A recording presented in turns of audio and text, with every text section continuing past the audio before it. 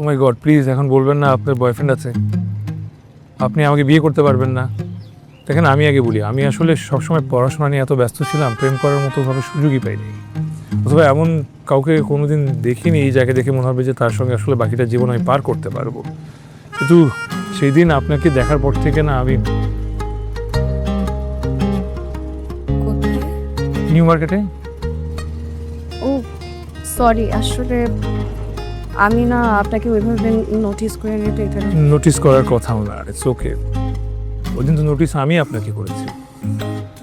আপনাকে দেখার পর থেকে আমি ডিসাইড করেছি বিয়ে করলে আপনাকেই করবো। কেন? মানে আপনি তো আমাকে চেনেন না, জানেন না, কখনো কথাও হয়নি, তাহলে আমার মতন একটা মেয়ের সাথে আপনি কেন সেরাজীবন থাকবেন? দেখেন প্রেমের অভিজ্ঞতা আমার নেই, প্রেমে পড়লে কেমন অনুভূতি হয় সেটাও আমি ঠিক জানি না।